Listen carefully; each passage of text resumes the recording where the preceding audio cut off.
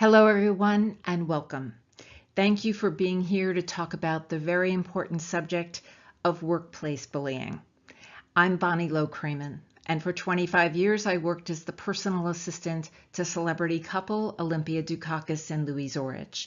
And I'm also the author of the book, Be the Ultimate Assistant. Workplace bullying is a subject I'm passionate about and something I've been talking about for many years. I have been studying it, and I've been finding out who the leading experts are to really understand what is going on with this issue. I care so much about it, mainly because I'm aware of how many talented people are being chased away by this problem. What I'm absolutely certain about is that we need to break the silence around workplace bullying in order to make it safe for staff to say honestly what's really going on in the company. And this subject is personal also, isn't it? I suspect that many of you, like me, are parents and or we have people in the workplace we care about who are being affected by this issue of workplace bullying. And we know that the only way to solve a problem is to shine a light on it and to expose it for what it is in order to make a better workplace for our daughters and our sons and our grandsons and granddaughters and those coming up behind us. We need to do this. So, lots to cover. Here's my plan. We're going to be talking about what workplace bullying is. We're going to talk about who's doing it, what's happening because of it, why is it happening, and perhaps most importantly, what do we do about it? So here are a few photographs from my career. This slide could also be called the many hairstyles of Bonnie Low-Kramen. Those of you who know me know I get bored pretty easy.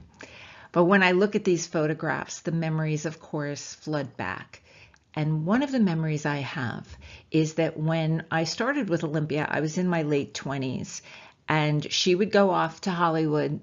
We were based in New York. She would go off to Hollywood and make a movie or a TV show. And inevitably, she would come back and she would say, "You know, Bonnie, you are so lucky to be working for me because you can't believe how awful the assistants are treated out in Hollywood." And that, I have to say, was one of my first times when I understood the enormity of the problem. You know, there's always the rumors of the casting couch, which, you know, seemed very distant from me, but this was really bringing it close to home. And I had a better understanding of what was happening. Inevitably, that comment would lead to a conversation between Olympia and me, and we began talking about issues of power and how sometimes people enjoyed feeling important by abusing those less powerful, and certainly not okay under any circumstances, right? This is a good news, bad news story about workplace bullying. Let's take the bad news first. It's a global epidemic, and I don't use those words lightly. The trauma of it lasts for years. Those of you who are listening who've experienced workplace bullying know that the pain of it does not only last for the day it happens or the week or the month, but sometimes for years. It can destroy careers. It poisons companies, absolutely. And 7 out of 10 employees quit because of bullying. We've certainly heard people quit people. People do not quit companies. So those are just a few bullets of bad news. There's some good news, though. Prevention programs work. Education, training, coaching, all are contributing factors to minimizing this problem in companies. And the second bullet, of course, is about MeToo and TimesUp, and we'll get to that in a few minutes, which are the latest hashtags relating to sexual harassment in the workplace and the exposure of the rampant sexual harassment that's happening. And what sexual harassment is only one form of workplace bullying. There's plenty more. So it's good news, bad news, and we can fix this thing. It's going to take all of us, though. Here's an image of some of the places I've been in the last 6-7 years, 12 countries, assistants and managers in my audiences from over 40 countries.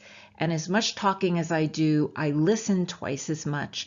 And what I am keenly aware of is that this global epidemic is truly that workplace bullying is as present in the United States as it is in other countries. So that is how I know that it is such a pervasive issue. So here are some staggering statistics. It is clear that we've got a global problem. And what's potentially worse about this is that the experts say that these numbers, as bad as they are probably even higher because of the number of people who stay silent about these issues. So we definitely have a job to do. Let's get specific about what bullies actually do. These are the behaviors. Some of them probably look familiar to you, but they run the gamut, don't they? From yelling to using profanity to public humiliation to sexual harassment, the withholding of information, sabotaging a department. They're all over the map, but all of them fall under the category of workplace bullying. Now, in the United States right now, there are 0 laws against workplace bullying. There are laws, though, about sexual harassment, which is why we're seeing the increase in lawsuits. So right now, the Stop Bullying website has issued this definition, and many companies and organizations are using this definition of bullying. So I thought to share these slides with you so that we're working with the same language, that this is one of 2, that persistent, offensive, abusive, intimidating, or insulting behavior or unfair action directed at another individual, causing the recipient to feel threatened, abused, humiliated, or vulnerable. Now, one person's humiliation might not be equal to another person's humiliation. And thus, this is part of the problem with legislating this. It's that a government is having trouble defining what exactly this thing is. It is complicated. And then second part of this definition is that these health harming behaviors can include verbal, physical, or sexual abuse and cause work interference and undermines the individual's rights to dignity at work. And again, it's a gray area, isn't it, about defining what do we mean by dignity? What does that look like? So I certainly am an advocate of erring on the side of overt respect, and we're going to talk about ways to make that happen. So who's doing it? Who's doing the bullying in the world? In general, and these are general statistics, males are the predominant bully, 69%, compared to 31% of women who are the bully. Yet 60% of all the targets of bullying are female. And that is an important statistic because the domination of females being the targets of bullying absolutely impacts their response to these negative behaviors of yelling and profanity and ostracizing, etc. It has a lot to do with how we're socialized when we're young. And as I said, I've been studying this. And so in one of the later versions of my book, I added a chapter called Gender in the Workplace, because it was so evident to me that these gender issues are very much impacting how we're behaving. I found this recent Google study really interesting. In 2018, this study came out, which asked employees, what do they want most? Wasn't money or benefits as number one. It was psychological safety. And I have to say, in my travels around the world, this bears out. That's what staff wants, is psychological safety, the sense of peace at work, to be without fear. If you feel psychologically safe, then you are not feeling fear. So this is absolutely something to work towards.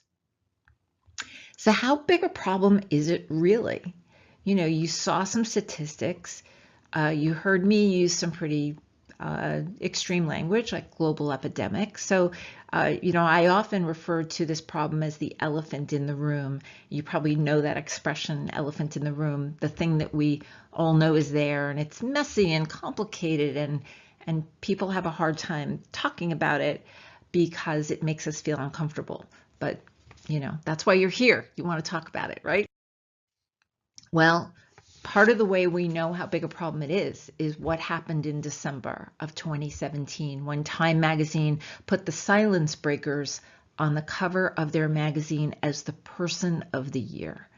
That is huge. Now, of course, this issue exposed the rampant sexual harassment that's been going on all over, and not only in entertainment. It began with, it seems to have begun with this guy. You might have seen Harvey Weinstein. Not going to say his name again, but he was on the cover. I think it's up to over 50 women who have accused him of sexual harassment, but it's not only him. And there are lots of other industries that are being impacted by this problem. And, as I go into companies and in conferences, I will ask assistants, are you surprised? Are you surprised at all of this publicity and all this attention? And they all say no. And the other thing I'll ask is, do we think that this genie is going back in the bottle? Do we think that we're going to be silent again? That we're going to go back to shoving this issue under the rug? And again, they all say no. Now, this seems to be different this time, even though sexual harassment has been going on for a really, really long time. So the MeToo, TimesUp hashtags are about bringing attention to this problem. And the profession of being an assistant is 95 to 98% female in the world. So this issue is directly impacting our profession. This is a huge problem. And so I'm here to talk not only honestly about the issue, but about what are the potential solutions for us so that our daughters and granddaughters do not have to deal with this anymore, and there won't be a need for magazine covers like this one. I mean, I'd sure like to have that happen.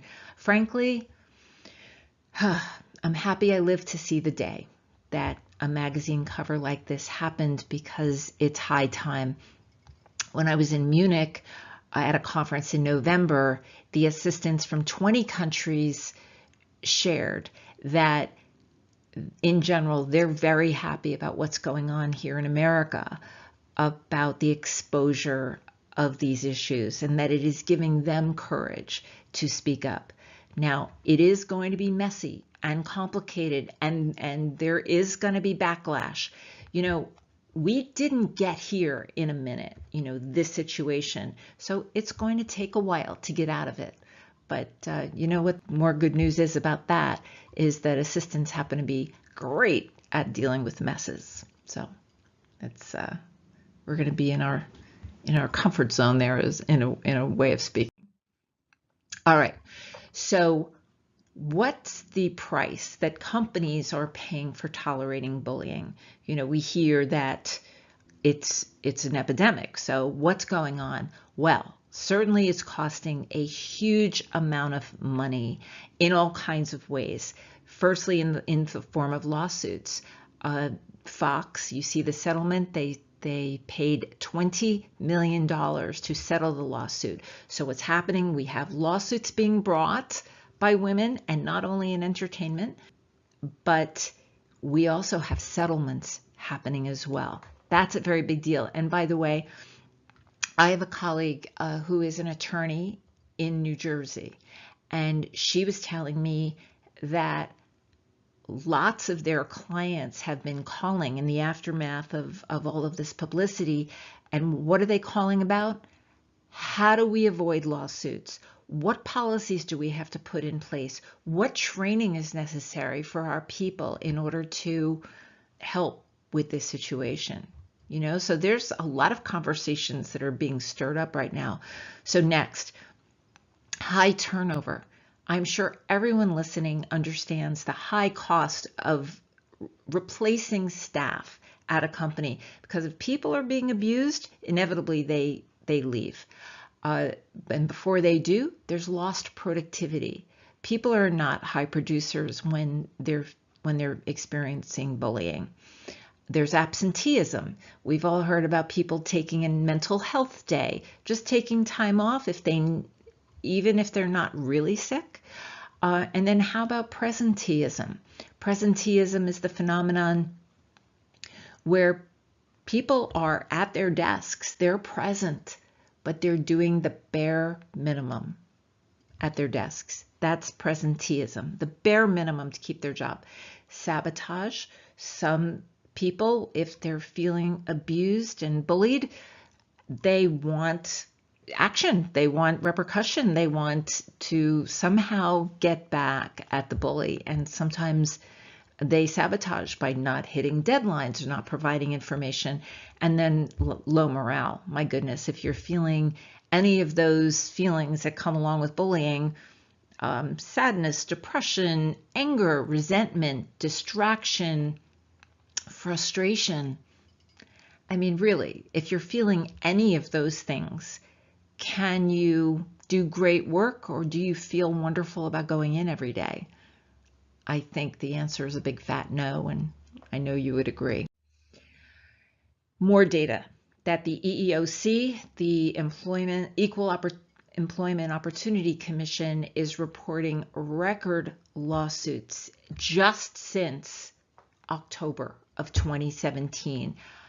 It is a very big deal what's going on in our workplace right now. And I don't see any indication of it stopping either. Yes, that's a really good thing.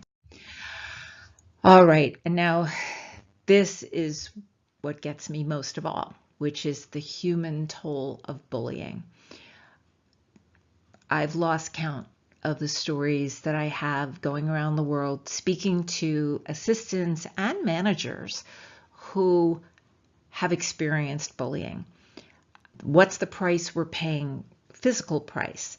A lot of stress-related illnesses, official diagnoses of PTSD, post-traumatic stress disorder, eating too much, smoking too much, drinking too much, taking too many drugs, being depressed.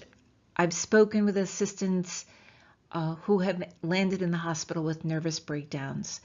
This is not okay, that we need to break the cycle of these behaviors in our workplace if we're going to move forward in a much more positive way. And frankly, I think we've never been at a better time to take this on than right now. Assistants, you bear a lot of influence on our leaders, and it's time for us to exert that influence. I don't think there's been a better time to do that. In general, in the studying I've done on this subject, the reaction to bullying is fear. Our workplace is filled with too much fear. Fear of answering back to the bully. Fear of wondering, what did you do wrong to make the bully behave like that? We're famous for thinking it's our fault that the bully is behaving the way they do. And then the response to all that fear is to stay quiet, is to just decide, all right, heads down, do my work every day, and get my paycheck. You know, there's a lot of real isolation to the problem, which is causing all of this silence. And I'm here to say we have to make a change in that. This is a true email that I received from one of my students. Bullying ruined my life. After 8 years at the company, I was on disability and suicide watch for over 12 months. My doctor was desperate for answers and even wanted to perform shock therapy. I have never felt so low. Well, thankfully, the person who wrote this received treatment, got into therapy with talented doctors, and she is fine now. However, you know, she will live with this forever. And, you know, I want to stop emails from like this coming into my inbox. So why? Why, if we know the price that companies are paying, and we know the human price that people are paying, why is it still such a problem? Why? That's the question I asked. So in my search for answers, I found Dr. Laura Crawshaw. She wrote the terrific book, Taming the Abrasive Manager, which is, you know, not the only book on the subject, but it is one of the best resources I know about explaining what it is and why it is. And I even met Laura. She is based in Portland, Oregon. Her website is bosswhispering.com. So you are welcome to reach out to her and tell her I sent you. Totally fine. What she explained is that the bully is not setting out to be mean or nasty. The bully thinks that he or she is solving a problem, and that the bully may be fearful themselves. You know, so we've got staff that's feeling afraid, and we have bullies who are afraid. And what are they afraid of? They're afraid of seeming like they are incompetent, inadequate, and that they're failures. That absolutely makes sense. Now, a lot of assistants tell me around the world that the bullies in their companies and departments are clueless. They're oblivious about the way they're coming across to staffers. And so I asked Dr. Crawshaw why. Why is that happening? And I felt like her answer was so important that I wanted to share it with you. She says, they missed the important lessons of empathy training in younger years from parents or caregivers who may have been empathically inadequate themselves. And what's the result? They fail to read and manage their own and others' emotions. And this is why awareness and coaching are critical for bullies. You know, a lot of assistants in our classes will say, oh, wow, you know, finally, after 3 years, the bully has finally gotten fired. You know, hallelujah, the wicked witch is dead. And what I say to that is, well, I'm not a huge fan of firing. Why? Because without coaching, if that bully is clueless and oblivious, that bully is going to go on to a new company and do exactly the same thing somewhere else. So I'm much more of a fan of confronting it and offering coaching and training. And so we break the cycle. We must break the cycle of abuse and bullying. So here's the $20,000 question. Can a bully change their spots? And the answer is a big, fat yes, if they are made to see the impact. So that means in order to see it, they have to be told about it. So they can no longer be clueless and oblivious. They need to see it. And that means in a detailed way. 2, they need to be made to care, to change. So, John, here are the behaviors that are causing such a problem. They cannot continue. Are you prepared to make them stop? And if it seems like someone is open to learning, then the third step to solving this bullying issue is to offer counseling, coaching, training, education, whatever you want to call it. The bully needs to learn. If the bully did not learn early on in their life, in their family, and for whatever reason, it's critical that they learn when they're in the workplace. Now, I wish these issues were taught in business school, but that's a whole other presentation. But yes, bullies absolutely can change their spots. And we have some wonderful stories from our students about what happens when you confront a bully, when they do step one, when the bully is made to see what's gone on. And, in fact, I'm going to tell you a quick story right now. One of our students shared that she had only been working for her CEO executive about 6 months, and he was a rampant bully, and he was very known for screaming and yelling and carrying on. And one day she'd had enough, and he had humiliated someone in a meeting. So she had hit her wall. I think you all know what I mean by that. She hit the wall. She went into his office, closed the door, and essentially said, "John, I need a minute. What you just did, telling him XYZ, is unacceptable. You are humiliating people. You're chasing people away, and you need to stop it. You need to stop it for them. And if you don't, I'm quitting. So you decide." And she said she was shaking, but she said it. She said exactly what she felt. She turned around, went out of the room, and closed the door behind her. In a few minutes after that, the CEO came out of the office with tears in his eyes, and he said, "I want to thank you so much for telling me what you felt, because I really needed to hear it, and I'm going to make a change." And he did. And I mean, I can't, this is absolutely true. She said that after that, she ended up being with him for 26 years. But it all hinged on speaking up and saying the truth about what she saw. Have to do it.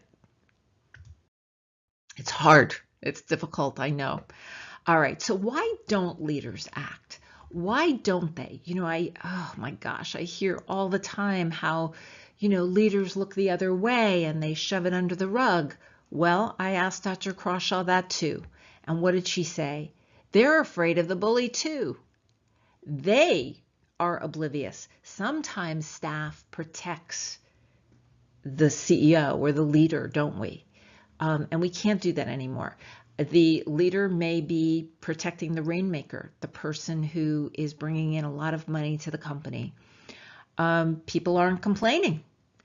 If it's very easy for leaders to think there is no problem if no one is complaining about it.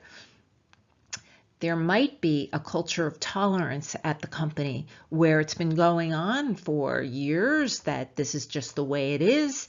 Well, newsflash, it's a new day. And we can make a change anytime we decide that it's necessary. And finally, lack of training on how to handle a bully. These conversations, while necessary, are hard. They're really hard. I wrapped my head around this because I myself have been bullied, and I needed to find the words. What are the actual words to say? It takes real courage to get someone alone and look them in the eye and say, "You can't talk to me like that." That it is not productive for us to work like this together. And so those behaviors, we need to talk about what just happened in that meeting. Those are not easy words to say, but I'm here to say that we need to say them. So let's move on to what can we do? What can leaders do? What can staff do? So many things. I see so much reason to be optimistic about moving forward, especially now with all this publicity and all this attention being paid to bullying. Prevention programs at onboarding. I believe we can nip this thing in the bud even before we have staff working for the company, that when they onboard, to have an orientation where they're really reinforced on the culture of the company. We've all heard about zero tolerance policies about bullying.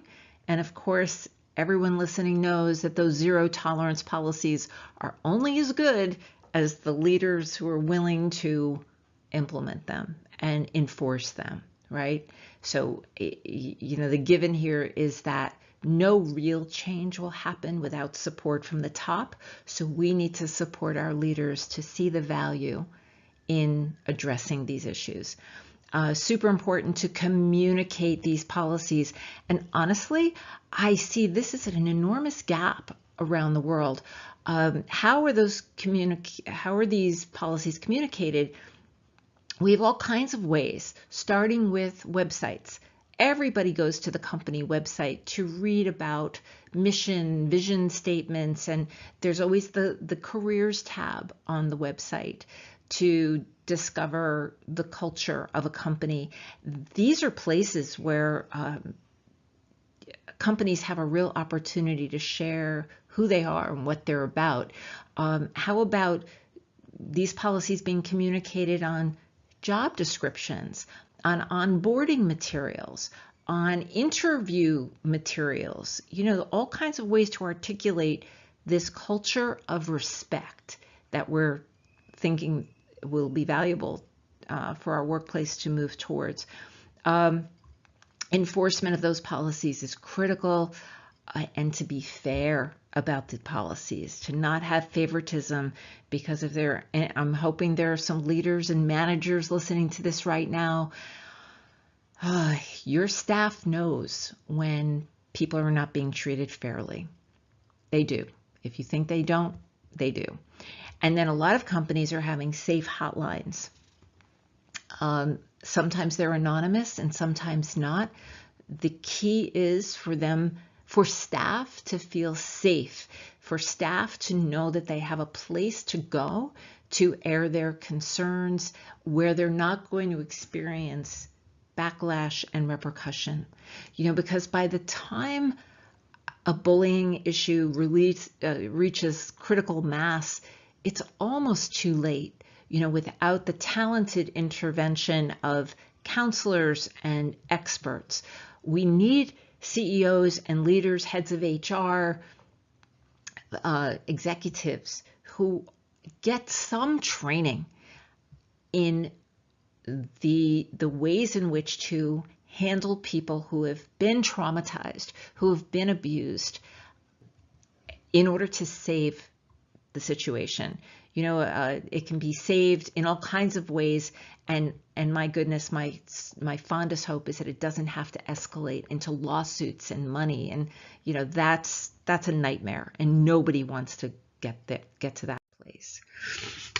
So what can targets of bullying do? That if you have been bullied or you've witnessed bullying, the data shows that the witnesses to bullying bear almost as much of the pain of it as the target themselves. It's very bad. It's so important for targets of bullying to not isolate in the problem. We need to reach out. It's hard to do, but the data also shows that if a bully is bullying one person, it's very likely that they're bullying more than one person. So there's real power in numbers. We need to seek mentorship among the team of people who we can trust and talk to about what's really going on. We can't isolate. My hope is that you're not going to suffer in silence anymore. We need hotlines. We need leaders who are sensitive to these issues. We must break the silence in order to solve this problem. The bottom line is, for staff and for leaders, we need to speak truth to power. they need to know. I've had occasion to speak to a lot of leaders around the world, and when I get the chance, I say to them, a lot of assistants will share that they think that leaders don't really know what's going on at the company, and they don't really want to know either. And I'll ask, do you want to know? And they say, yes, I want to know. Well, my next statement to them is, then please make it safe for your staff to share honestly with you. And that doesn't necessarily mean an open door policy, but to be the kind of leader who is accessible and who cares about people. Because, we hear all the time how the staff is the backbone of the company and the right arms to their leaders. Well, we'd better do a much better job at protecting our backbone. Great teams do not tolerate bullies. That the happiest, most effective, most productive, most profitable teams out there in the most profitable companies are the ones who feel safe. People who feel safe working together, who know that they're going to be treated with respect and dignity and fairness, with transparency, with honesty, with accountability. We're living in a time in the workplace where these values are more important than ever before. And I know how much influence the assistants of the world bear with their leaders. So I'm urging you in the strongest possible ways to raise the conversation, to gather with your colleagues and put forth some ideas about what new policies could work in your company. Let us talk with one another at conferences and share information about what's working, what's not working, how does your hotline work, etc. There are a lot of great ideas out there. We just need to break the silence. Bullying has no place at work. Respect wins. When I travel, I hear again and again that respect and sense of belonging are the things that staff wants most. They want to feel safe. They don't want to feel in fear every day. What is absolutely true is that to have a culture of respect in our workplace automatically means that bullying cannot exist. It can't breathe in a climate of respect. It can only breathe in a climate of silence and disrespect. Never underestimate the power of a small group of committed people to change the world. In fact, it is the only thing that ever has. I completely agree with Margaret Mead in her quote, and I hope you do too. You are that small group of committed people. You have the ability to change the world of your company, of your department, of your work environment. If you identify what the problems are, and also you can identify what potential solutions exist. I certainly want to help you do that. What Margaret Mead talks about, what that requires, though, is a mindset of leadership, a mindset of knowing that sometimes one person can make a difference if you make it your business to gather with others to identify what the issues are in your company. I would love to be a resource for you. Vicki Evans and I have our podcast series where we actually did 2 episodes with Dr. Laura Crawshaw about bullying, which have been listened to many, many times, totally free on my website, betheultimateassistant.com. Connect with me on LinkedIn, Facebook, Twitter, Instagram even. And of course, I'd love to work with you to bring training into your company that is relevant to your team. So let me know if I can be helpful. Here are some more resources for you specifically about bullying. You can replay this as often as you like, stop it now, take some down. It's great that there's so much information out there that can help us offer the data to our leaders about why this is so important to address. So I hope we can talk. Let me know if you're interested in answering some questions for you. Bonnie at BonnieLow-Kramen.com. Let's talk. Let's talk more about it. So thank you so much for being here today to talk about workplace bullying and breaking the silence around these issues. What assistants know all around the world is that the only way to solve the problem is to shine a bright light, take an honest look at what's going on, and then only then can we take it on in a meaningful, long-lasting way. So thanks so much for joining me, and I look forward to you reaching out and letting me know what you think. All right, bye.